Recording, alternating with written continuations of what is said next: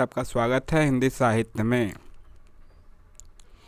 हिंदी हम शुरुआत से देख रहे थे सरस्वती पांडे गोविंद पांडे का पुस्तक का जो विश्लेषण है, यानी पूरी पुस्तक को हम पढ़ रहे हैं एक तरफ से और उधर पद्य से पढ़ रहे हैं। आप सोचेंगे कि फिर गद्य कहाँ से आ गया, तो हम दोनों तरफ से चलेंगे।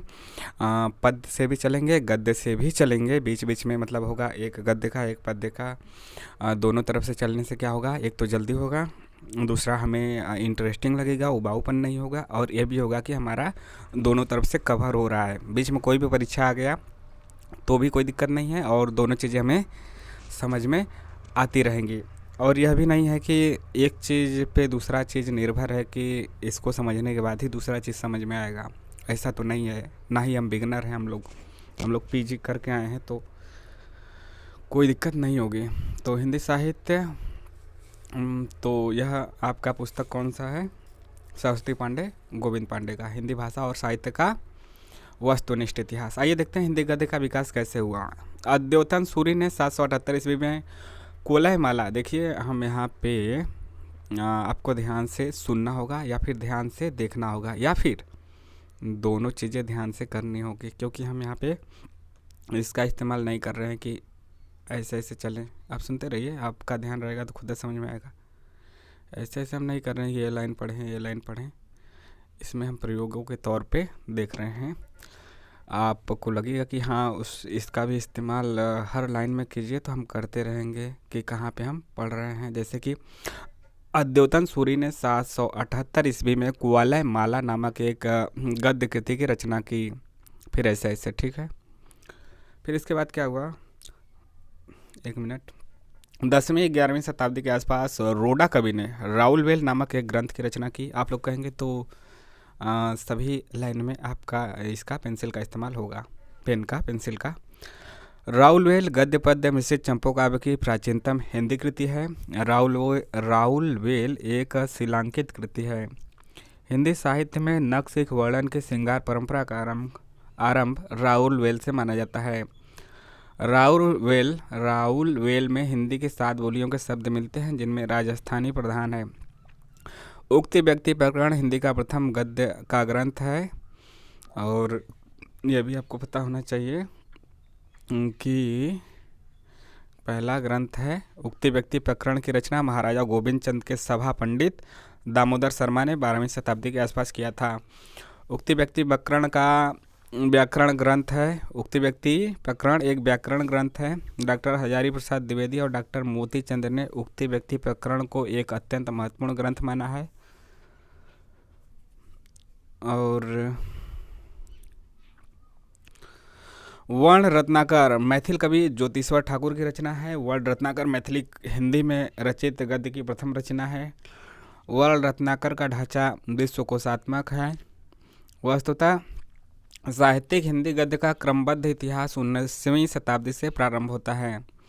आधुनिक काल या 19वीं सदी के पूर्व हिंदी गद्य के 3 रूप प्रचलित थे: राजस्थानी गद्य, ब्रजभाषा का गद्य, खड़ी बोली का गद्य। राजस्थानी गद्य, ब्रजभाषा का गद्य, खड़ी बोली का गद्य। हिंदी गद्य के तीनों रूपों में राजस्थानी गद्य प्राचीनतम माना गया है।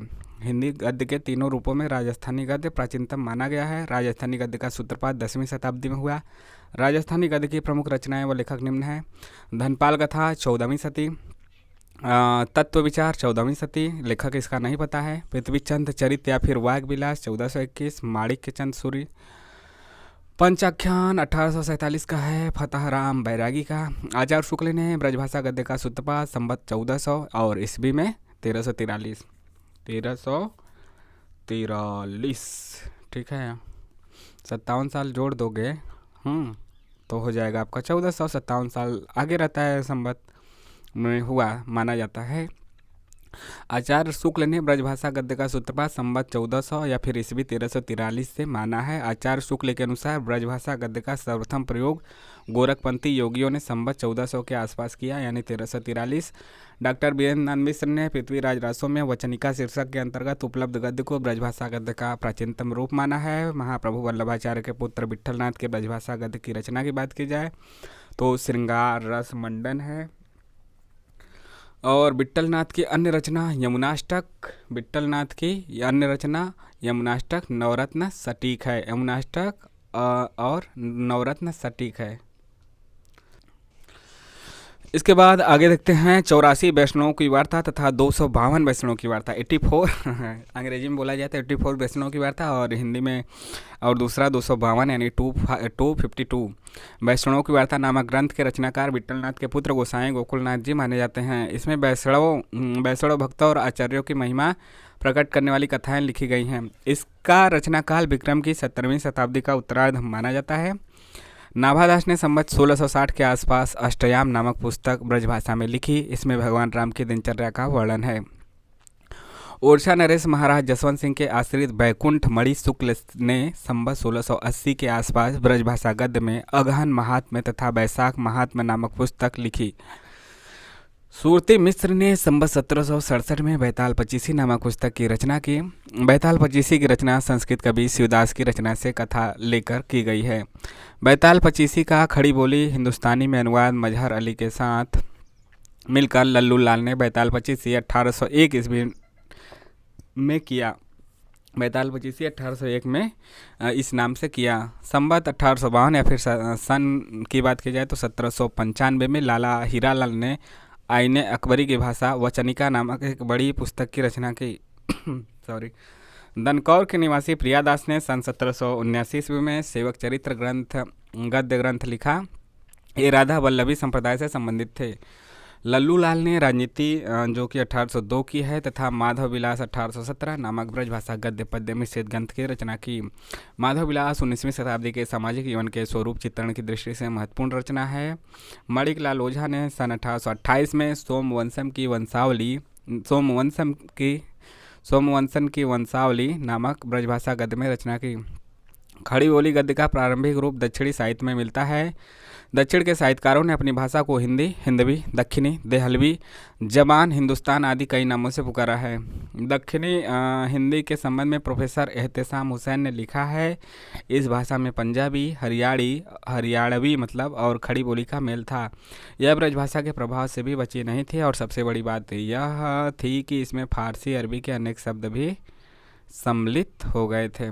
इसलिए इतिहास से पता चलता है कि अरब में उन्होंने उसी भाषा से काम चलाया, यहाँ तक कि वह उन्नति करके साहित्य की भाषा बन गई। साहित्यकारों ने उसको कभी हिंदी, कभी ज़बान हिंदुस्तान कहा और कभी दक्कनी कहकर पुकारा। दक्षिणी हिंदी के प्रथम गद्य लेखक ख्वाजा बंदा नेवाज गेदूसराज थे। कौन? ख्वाजा बंदा नेवाज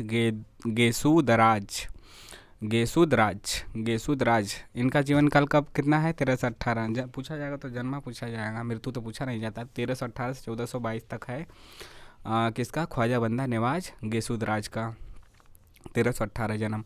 ख्वाजा बंदा नवाज गेसुदराज की प्रसिद्ध रचना मेराजुल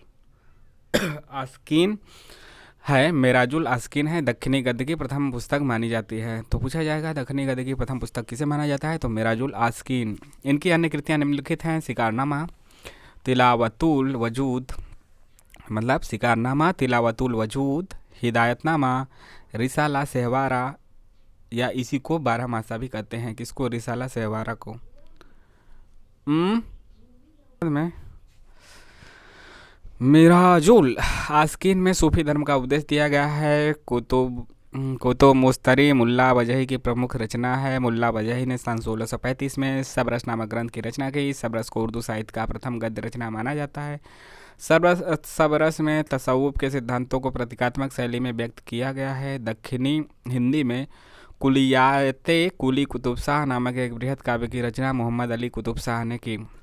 हुसैन अली खान ने सन 1838 में चार दरवेश का फारसी से दक्षिणी में अनुवाद किया। किसका? हुसैन अली खान ने 1838 में 4 दरवेश का फारसी से दक्षिणी में अनुवाद किया। 4 दरवेश का अनुवाद हुसैन अली खान ने अपने पुत्रों के लिए किया था। आचार्य रामचंद्र शुक्ल ने खड़ी बोली गद्य का प्रारंभ अकबर के समय में गंग कवि द्वारा रचित छंद वर्णन की महिमा से माना है। शुक्ल क्या मानते हैं? खड़ी बोली गद्य का प्रारंभ कब से हुआ? अकबर के समय में गंग कवि द्वारा रचित छंद वर्णन की महिमा से माना है। गुरुमुखी लिपि में खड़ी बोली गद्य की रचना सोढ़ी, मिहिरवानु, हरिजी दयाल अनेमी आदि लेखकों ने की। सोढ़ी मिहिरवानु का जीवन काल 1581 से 1640 है। ने सचुसंड पोथी लिखकर गुरुवाणी की व्याख्या प्रस्तुत की है। सोढ़ी मिहिरवानु के पुत्र हरिजी ने 3 पुस्तकों की रचना की। 3 पुस्तकों की रचना की है। सुषमणि, सहस्रनाम या फिर परमारथ, गोसठ, गुरु मिहिर वानु तथा पोथी हरिजी।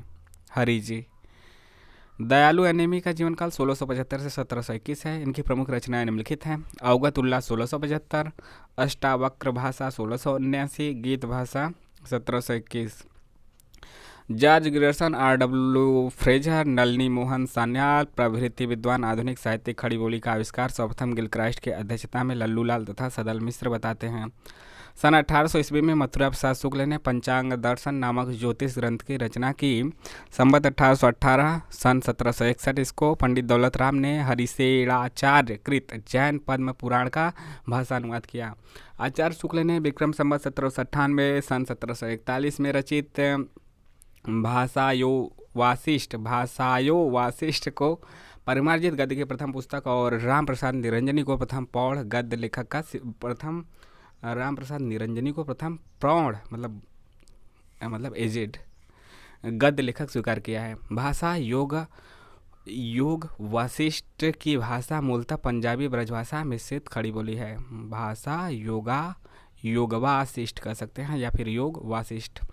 मुंशी सदा सुखलाल ने खड़ी बोली में सुख सागर की रचना की। विष्णु पुराण के आधार पर किया। मुंशी सदा सुखलाल ने खड़ी बोली में सुख सागर की रचना विष्णु पुराण के आधार पर किया। विष्णु पुराण के आधार पर किया है। खड़ी बोली गद्य को एक साथ आगे बढ़ाने वाले 4 महानुभाव हुए हैं। मुंशी सदा सुखलाल नियाज, सैयद ईसा अल्लाह खां, लल्लूलाल और सदल मिश्र। जो है ना मुंशी सदा सुखलाल, उन्हीं को नियाज की उपाधि है, तो उन्हीं के नाम में नियाज जुड़ा है। मुंशी सदा सुखलाल नियाज और ईसा अल्लाह खां, इन दोनों का संबंध फोर्ट विलियम कॉलेज से नहीं था। ध्यान रहे, नहीं था। यहाँ पे किसका? ईसा अल्लाह खां और सदा सुखलाल का नहीं था। और किसका था? लल्लूलाल और सदल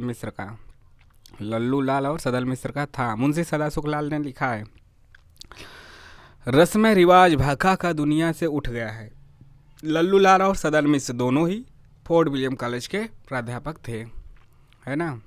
यह पूछा गया है कई बार। लल्लूलाल, सदल मिश्र। मुंशी सदा सुखलाल नियाज की प्रमुख रचना सुख सागर एवं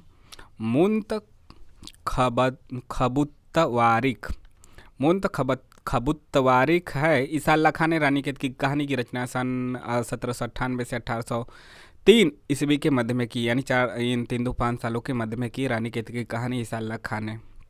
रानीखेत की कहानी को उदयभान चरित नाम से भी जाना जाता है। इंपॉर्टेंट क्वेश्चन है। रानीखेत की कहानी सर्वप्रथम, यह इंपॉर्टेंट है, सर्वप्रथम खड़ी बोली गद्य साहित्य में लौकिक श्रृंगार में प्रेम आख्यान परक यानी प्रेम आख्यानक परंपरा का सूत्रपात हुआ। इसी से ईसा अल्लाह खां ने अपनी भाषा नीति की घोषणा निम्न शब्दों में की है। यह वह कहानी है जिसमें हिंदी छूट और न किसी बोली का मेल है न पूट। यह वह कहानी है कि जिसमें हिंदी छूट और न किसी बोली का मेल है न पूट। शैली की दृष्टि से रानीखेत की कहानी हास्य प्रधान है। ईसा अल्लाह खां की भाषा सबसे चटकीली, मटकीली, अलंकृत, किस्सागोई, शैली मुहावरेदार और चलती है। रानीखेत की कहानी हिंदी की पहली मौलिक लिखित गद्य कथा है। ईसा अल्लाह खां ने अपनी भाषा को 3 प्रकार के शब्दों से मुक्त करने की प्रतिज्ञा की थी। बाहर की बोली मतलब कि अरबी, फारसी और तुर्की। बाहर की बोली अरबी और उसके बाद फारसी, तुर्की, जो ये बाहर की बोलियां हैं, अरबी, फारसी, तुर्की, इनसे, और गवारी अर्थात ब्रज भाषा और अवधी को गवारी मानते थे। सोचे थे कि इनसे मुक्त रहेगी। और भाखापन अर्थात संस्कृत के शब्दों का मेल नहीं रहेगा, यानी ब्रज भाषा अवधी जिसे गवारी कहते हैं, इससे मुक्ति, संस्कृत के शब्दों से मुक्ति, और बाहरी भाषा अरबी, फारसी, तुर्की से मुक्ति रहेगी। इनकी भाषा हिंदी रहेगा मतलब। लल्लूलाल ने 11 पुस्तकों की रचना की जो निम्नलिखित है, इंपॉर्टेंट है।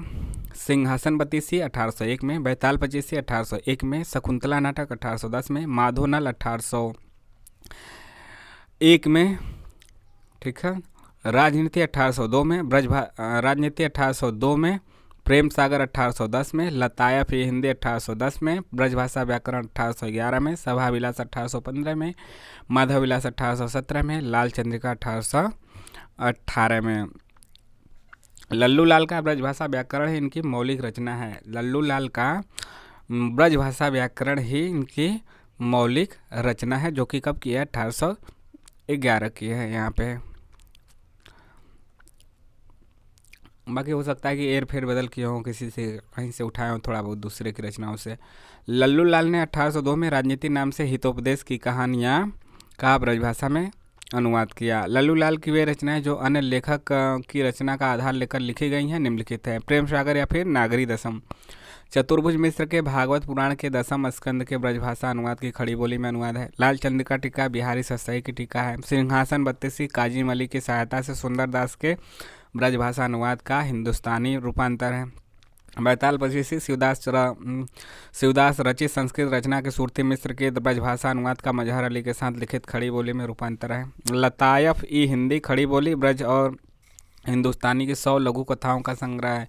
माधव विलास ब्रजभाषा में लिखा गया चंपू है। भाषा कायदा ब्रजभाषा व्याकरण है। लल्लू लाल उर्दू को यामनी भाषा कहते थे। इन्होंने प्रेम सागर की रचना करते समय यामनी भाषा को छोड़ने की बात कही थी। आचार्य शुक्ल ने लिखा है लल्लू लाल की भाषा कृष्णोपासक व्यासों की सी ब्रज रंजित खड़ी बोली है। आचार्य शुक्ल ने स्पष्टता कहा है। सारांश यह है कि लल्लू लाल का काव्य भाषा गद्य भक्तों की कथा वार्ता के काम का ही अधिकतर है, न नित्य व्यवहार के अनुकूल है और न संबद्ध विचारधारा के योग्य है। लल्लू लाल ने आगरा में एक प्रेस खोला जिसका नाम संस्कृत प्रेस था। लल्लू लाल ने लतायफ हिंदी को बजुबानी रेख्ता कहा है। सदल मिश्र बिहार के आरा जिले के निवासी थे। याद रखिए, सदल मिश्र बिहार के आरा जिले के निवासी थे। सदल मिश्र की प्रमुख रचनाएं यहाँ पे ध्यान देने वाली बात है: चंद्रावली या फिर नासिकेतोपाख्यान 1803 का, रामचरित 1806 का, हिंदी पर्शियन वाक्यबुलरी 1809 का। सदल मिश्र ने चंद्रावली या फिर नासिकेतोपाख्यान, इसी का नाम है, की रचना यजुर्वेद के आधार पे कठोपनिषद में वर्णित नचिकेता की कथा को आधार बनाकर खड़ी बोली गद्य में किया। सदल मिश्र ने रामचरित की रचना अध्यात्म रामायण के आधार पर किया है। सदल मिश्र की भाषा पूर्वीपन लिए हुए व्यवहारिक खड़ी बोली है। महत्व की दृष्टि से डॉक्टर श्याम सुंदर दास ने हिंदी गद्य के प्रारंभिक आचार्यों को निम्न क्रम में रखा है। किसको किसको इस क्रम में रखे हैं? कौन? श्याम सुंदर दास। ईसा अल्लाह खां, निवास पहले दिल्ली बाद में लखनऊ हुआ। सदल मिश्र, निवास बिहार, जिला आरा, स्थान साहबाबाद घोवड़िया। लल्लू लाल निवासी आगरा के हैं। सदा सुखलाल हमेशा सदा सुख रहते थे दिल्ली में, निवास इनका है। तो ईसा अल्लाह खां, सदल मिश्र, लल्लू लाल, सदा सुखलाल। ईसा अल्लाह खां, सदल मिश्र, लल्लू लाल, सदा सुखलाल, इनका यही क्रम रहा है।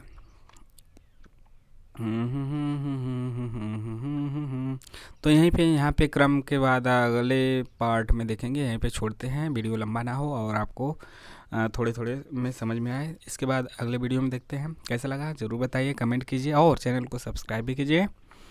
लाइक शेयर तो करना ही है। मिलते हैं नए वीडियो में। टेलीग्राम चैनल दिया गया है डिस्क्रिप्शन बॉक्स में, वहाँ पे आप जाकर टिक करके टेलीग्राम से जुड़ सकते हैं। वहाँ पे विभिन्न इसी का पीडीएफ पा सकते हैं, इसी का पीडीएफ। और आप जो भी सवाल पूछना चाहते हैं, अपने डाउट या फिर जो भी आपको पीडीएफ चाहिए किसी भी रचना का जो नेट JRF के सिलेबस में है, तो आपको देने का प्रयास वहाँ पे किया जाएगा, आपको मिलेगा।